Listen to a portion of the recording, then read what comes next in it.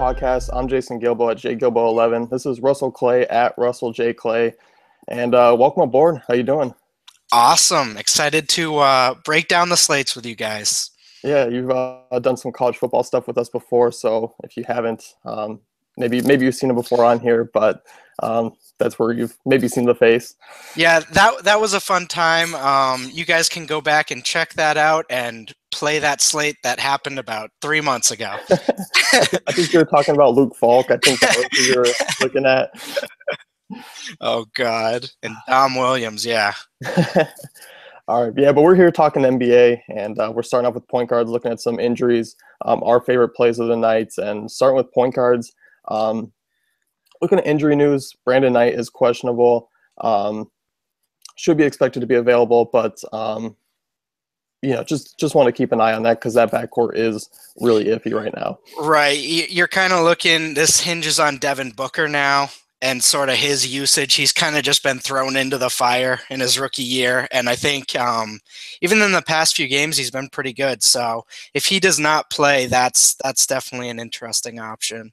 Yeah, I mean, Booker's been pretty cheap over the last few weeks, and he's been shooting the ball well for the entire season. But it is a tough matchup against a Boston backcourt that does defend well, but it's going to be a fast-paced game, and I mean, I kind of like that one for a ton of offense on both sides.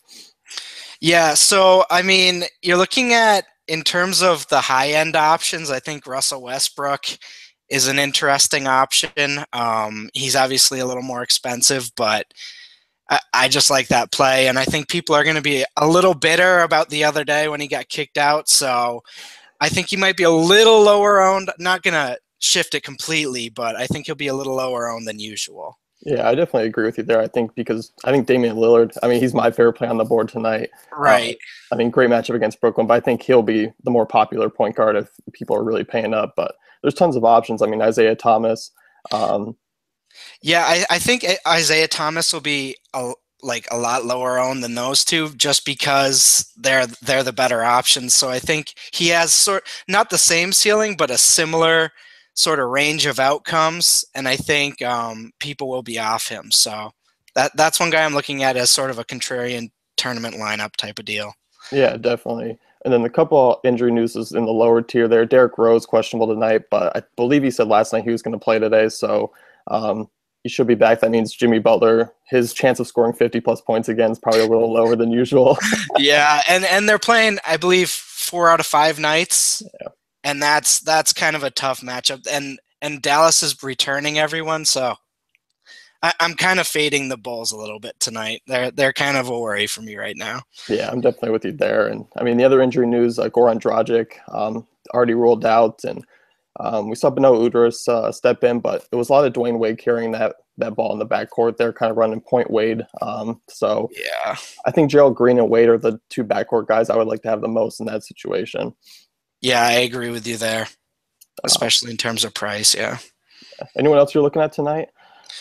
I think, as I mentioned, I'm looking at that Phoenix backcourt, depending on what happens. Obviously, point guard is a little different, but that it just seems like I want to spend up at this position tonight is kind of how I'm looking at it.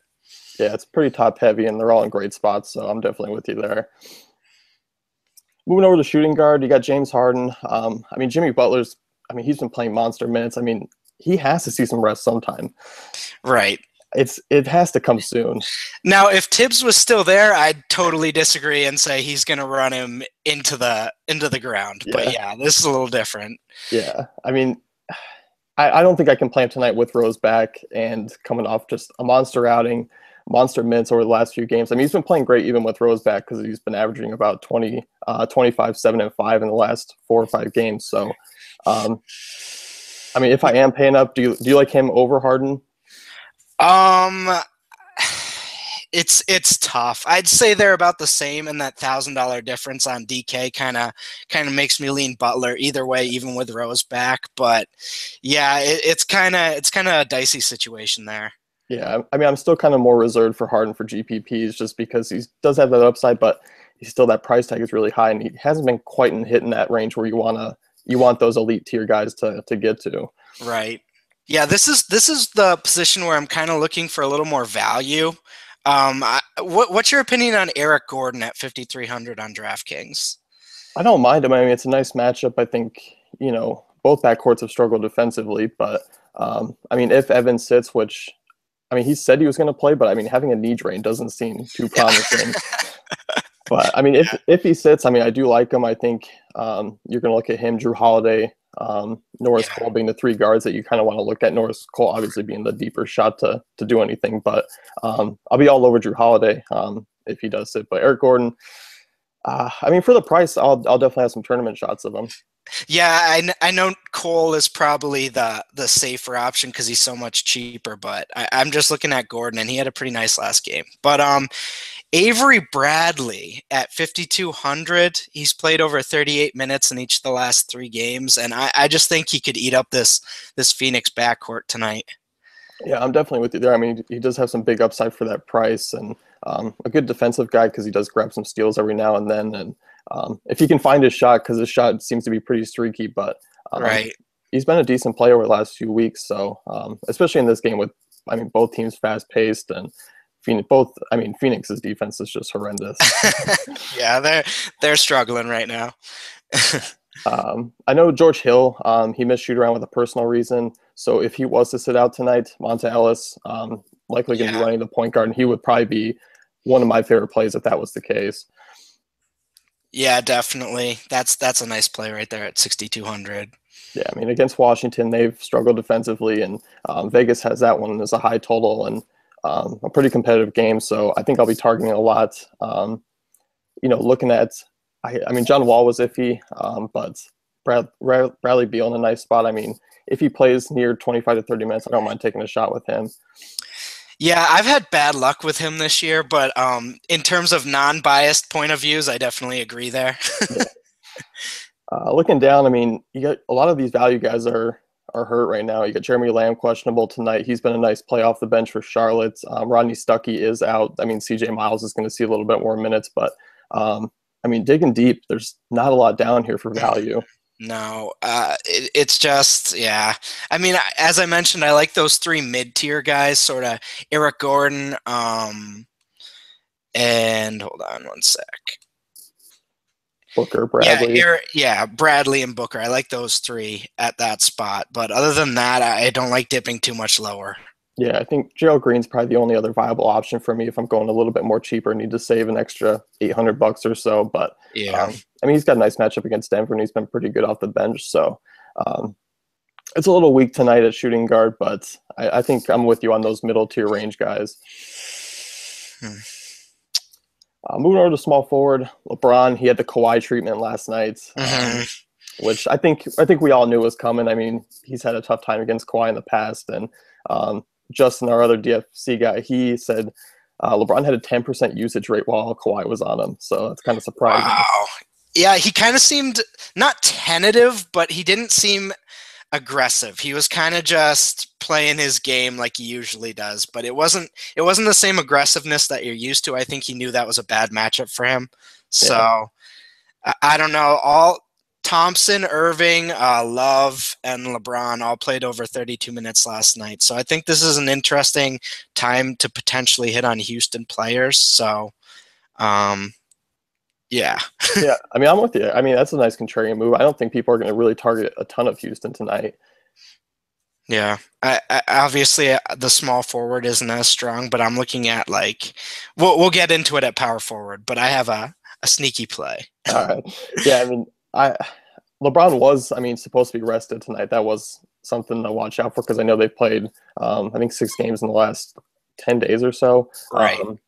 And obviously coming off the back-to-back off a tough game against the Spurs, but he should play. If there was any indication that he was going to sit, I mean, obviously Kevin Love and Kyrie Irving would just be huge bumps. Right, absolutely.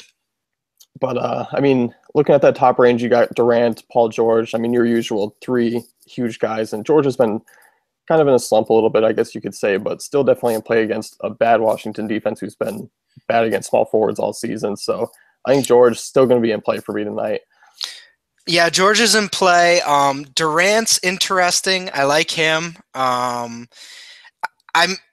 Danilo Gallinari interests me at 7,200 just because that line is so low, and I think people might be off him.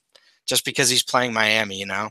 Yeah, I mean, he's been really good since coming back from Yeah. injury. I mean, he's been a guy who's been consistently in my lineups because Right. one, I mean, not a ton of people have been on him. He's been kind of sitting in that 20 to 30% range in cash, and then around that 15 to 20% ownership in GPPs. So he's kind of been a nice edge. And yeah, I mean, the Miami matchup's going to scare a lot of people off, but I think they certainly can be beaten.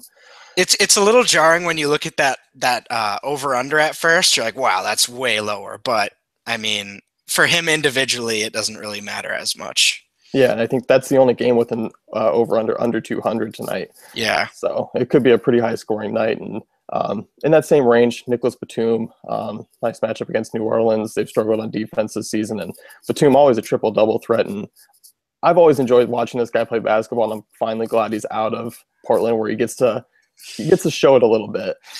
Yeah, it's pretty interesting how all those players diverged after last year. Now it's just kind of Lillard chilling there. Yeah. But Aldridge is having a nice time in Dallas, and yeah. Yeah, I mean, I enjoy Batum. I mean, although I am liking the Lillard show. I mean, watching him score 17 points in like 2 minutes has been fun. Yeah, no, Batum is always a guy who everyone was like, oh, he's like really good. And then he'll have like 2 points and foul out. And it's just like, oh, no, he's not. And then he comes here this year and he's awesome. So, yeah. I think one of my favorite plays tonight, and I'm not being a Celtics biased guy, but Jay Crowder, one of my favorite guys. He's been really consistent, hitting that 30 to 35 fantasy point range lately, and a nice matchup up tempo against the Suns. I mean, for just 6,400 on DK, I mean, I can't get away from him right now. Yeah, I'm looking between him, Bradley, and Thomas. There, it just seems like one of those guys is going to hit really big tonight. Crowder, I think, is the more consistent option of the three, and I definitely like him, especially in cash games. I think he's pretty much automatic. Yeah, I mean, like you said, I mean, those three are really your options because we don't really target that front court often because it's just a mess with minutes. But I mean, yeah, I'm definitely sprinkle some Celtics into your lives tonight between Thomas, Bradley, and Crowder. And Giannis, I like that matchup against Atlanta. Yeah, no, definitely. I mean, with no DeMar Carroll, I mean, we've been targeting Atlanta a lot this season. They've been really bad, and I mean, Giannis he's been great over the last few games, but he does have those duds, which scare me. He does get into foul trouble, but I mean, I can't go with him in cash, but I mean, GPPs, he definitely has the upside I want. Yeah, I mean, he's put up 19 plus points and 10 plus rebounds in each of the last 2 games, so he's on a good streak right now. Yeah, I mean, both teams are pretty bad defensively and rebounding the ball wise, so it's going to be interesting to see who really makes way. Right. I mean, give me your take on this one. I like targeting small forwards against Boston. TJ Warren, PJ Tucker, that situation's been really tough to predict this season. Tucker's been getting consistent minutes, but I mean, Warren always has the higher upside. They're both cheap enough to where I think you can use sort of both of them randomly. I don't have a strong feeling on either one, but I mean, Warren in a tournament is interesting tonight for sure.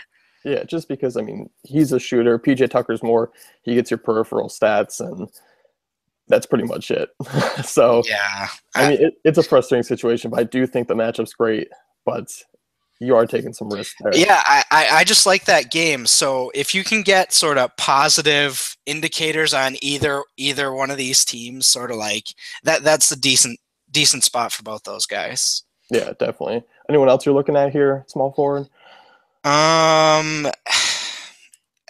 I don't want to say it, but I'm going to say it. I'm kind of looking at Shabazz Muhammad just as a contrarian play, even though he destroyed everyone the other night. And I think the last time out he had 28.5 DraftKings points against the Thunder a few days ago. So I just think that's an interesting play at his price again. No, definitely. Even though it's miserable. He had this stretch a few games ago, and he was putting up 25 fantasy points a game, and we mentioned him on here, and of course he had the dud. We did it again, and of course he had the dud. So you've been warned. Maybe it's a DFC curse, but I mean, I do like him. I think he's in a good spot. I think he does need to see more minutes, and that's kind of always the key. That Minnesota rotation is a little off at times. Right. But I mean, that's pretty much it. Small forward. I mean, you're kind of paying up, I think, in the Durant George range. I mean, like you said, Gallinari a nice spot, at that price, and Batum as well. And we like our Crowder, Giannis, and if you want to take a shot, Warren and Tucker. Right. I think this position really depends on how you spend at point guard. So if you decide to go cheap, then you definitely want to hit here strong. Yeah, definitely. Moving over to power forward, looking at some guys, you got Anthony Davis here. He's healthy for now. I mean, it's pretty loaded at top. I mean, you're looking at it's getting ugly at power forward value right now, at least in my opinion. Yeah, it's pretty bad. I don't see much, but I don't know. It's kind of like you got to make these random decisions if who you're spending up on and then who you're going value at. So I don't know. I mean, I'll definitely have some shares of Anthony Davis in tournaments, but I think Paul Millsap's going to be my cash game guy tonight. Really consistent against Milwaukee. I really like that game for offense from both sides. And I mean, Millsap's one of those guys who, even if he's not scoring, he's still getting you fantasy points, which you always like in a player. He does it all, even when he's not scoring. So, yeah. What do you think about Terrence Jones at 4,700? That's kind of the guy I was thinking about in tournaments. That's your sneaky play of the night? Not really that sneaky, but I mean, he's been good to me DFS wise, and when he's getting his minutes, and I mean, I don't mind. I mean, he's been playing 25 minutes per game over the last 5, and he's averaging 11 and 5. You kind of hope he gets his rebounds up a little bit. Yeah. But I mean, I don't think he's a bad play. I mean, if you're looking in that range from other power forwards down there, I mean, you're going to get 20 to 25 fantasy points as a floor anyway. So, I mean, why not get his upside with it? Right. And I mean, obviously he's had a bad year, but the last 2 games he's played pretty well. So, yeah, I mean, I like the Houston front court. I'm a big Terrence Jones fan. I'm a big Clint Capella fan. So, good old Clint. Yeah, they're definitely a play for me against what should be kind of a worn out Cleveland team, like you mentioned earlier. But yeah, and I mean, I think Dirk's an interesting value at 6,300. He's been uber consistent over the last sort of 6 games or so. Yeah. I mean, Dirk's always been kind of a great cash game play, just because.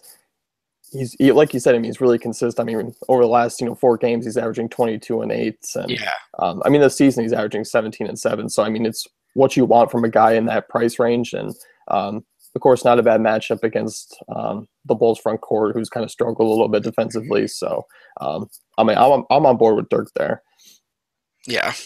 I think another guy, Thaddeus Young, I really like against the Portland front court, who struggled this season, and I mean, Thaddeus Young kind of goes through these stretches where he puts up monster games in the 40s, and then we'll come back down to earth a little bit. Yeah. But lately, I mean, last 6 games, he's averaging 14 and 10, and we know he can rack up steals at any time. And he's got those rebounds pretty consistently. So I think he's a nice, not necessarily the highest floor, but I think he's got that nice ceiling for you that you were talking about. Yeah, I mean, I think he's a nice play in all formats, and I mean, kind of looking at that top range, you got Chris Bosh, but I think I want to pay down a little bit more with Thaddeus Young. But I mean, I think Millsap and Young is probably going to be my likely power forward duo tonight. Where do you see Anthony Davis's ownership percentages in tournaments tonight? I still think it's going to be. I mean, I think it's going to be in the low 30s. Yeah. I mean, I think that's probably where it's going to be. I mean, Charlotte's. I mean, that front court of Cody Zeller, I mean, it's not anything intimidating against Anthony Davis. No, it's not. And he's been good lately, but you just never know. You just never know with that guy. He's so frustrating. I mean, you play him, he's in the best spot of the night. Like, how many times has he gone down against Denver this season? So it's like a daily thing on Twitter where I just scroll down and Anthony Davis has gone to the locker room. It's like, no! Not again. You just have to schedule early in the day, in the afternoon. If you're going to play Anthony Davis, just schedule some tweets in your drafts for your tilt. Like, it's going to happen. So, I mean, he's still a great spot, great option. I mean, he's one of the best players in the game, but we knock him too hard when he's really a great fantasy player. No, he is. It's just, whatever. Yeah. Looking at some cheaper guys here. Cody Zeller's been playing pretty solid, even though I just knocked him for his defense. But he's been playing really well, averaging 12 and 10 over the last 5 games. I mean, rebound. I mean, as good as Anthony Davis is down low, New Orleans is not good rebounding the ball well. They don't have a good front court defense. So, I mean, Zeller at that price is interesting. No, he's definitely interesting. And like I said, if I'm going to be the guy to pay up at point guard, then this is an interesting guy that'll sort of free up the rest of your lineup at 5,600. So yeah, he's an intriguing option. Yeah, another guy I'm hesitant on, but maybe you can swing me in the right way. Jabari Parker. I was looking at him too, and it looks like a good matchup for him. I like it, but he's been playing well. I mean, yeah. 14 and 5. He's finally seeing more minutes. Obviously, they were careful with him with the knee injury, but I mean, he's averaging about 31 and 32 in the last 6 games, and I mean, this is a good matchup. I mean, both teams can't rebound, they can't defend down low, so I mean, why not take shots at their front court, especially for that price? Right, and like you said, he's starting to get a consistent role and consistent minutes, so it's starting to even out for him. And at 5,000 on DraftKings, that's an interesting option, I think. John Lure, any thoughts on him at 4,700 against Boston? I'm hesitant because I was going to say Markieff Morris. Oh, okay. All right. No, well, go ahead. What do you think? I mean, we're definitely on the same page with at least one Suns power forward. Yeah. But Morris, he said he was going to get more minutes, or the coach said he was going to get more minutes last game. He did. He got 26, took 18 shots, won 16 and 9. And I mean, for that price tag, I mean, he does have upside. As for Lure, with both guys, it's a mystery minutes wise. Right. But so I guess we're sticking to tournaments with them. I think so. I mean, I would rank Jabari Parker and Zeller in cash games ahead of them just for a little bit more. Yeah. But I mean, I think definitely with their upside. I mean, Morris definitely has upside in this matchup, but Lure does too because Boston struggles against centers and power forwards. So, I mean, I don't mind them at their price. Yeah. Yeah, those are sort of the group of guys I'm looking at this position. So yeah, I mean that's really where you want to target the value, and I mean going any deeper, you're not liking a lot. Right. But moving over to center, Pau Gasol should be back tonight. Hassan Whiteside is probable for tonight, so injury is not too concerning. Other than Gortat, who's out tonight, so we saw some Drew Gooden, we saw some Nene down there. Neither guy I'm really on. Yeah, neither am I. It's one of those. I'm looking at like down the line here, like because Gortat is out, is Jan Mahinmi even an option? Like, he's been consistent. I mean, he's never going to get you those monster upside numbers, but I mean, he's averaging 11 and 9, 1.2 blocks per game in the last 6, and he kind of flirts with that 30 mark, especially on DK. I think it's a little more interesting just because you get the double bonus. But I mean, look at 32 points in 22 minutes last game, so he's an option. I actually like Dwight Howard tonight. I think again, I guess it's going to be a contrarian play, but I think against Cleveland, coming off that tough Spurs game, I think we could see a letdown tonight.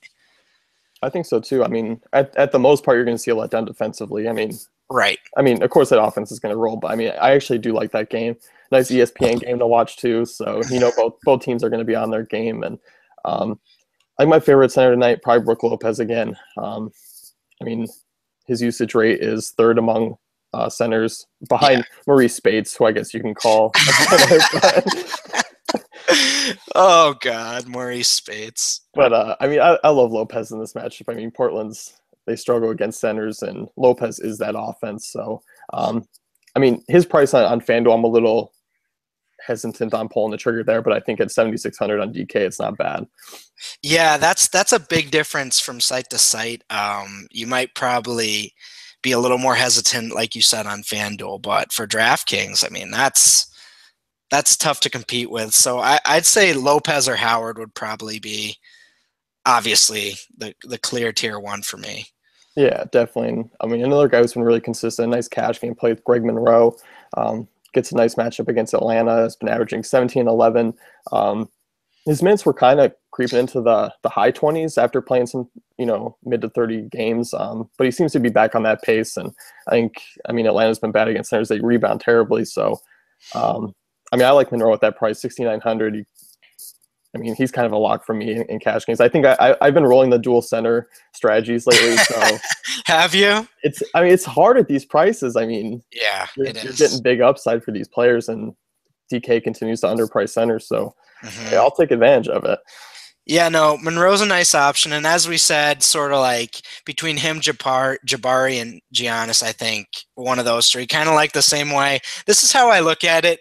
Like, I know one of the three is gonna hit, so as long as I can keep chipping away and get a few in each of my lineups, Yeah, I mean, I think that's where the points are gonna come. Yeah, you're definitely going to want to mix in some of those guys, especially from those games. But obviously, you're not going to want to go overboard. No. But yeah, I think one of them will hit hard.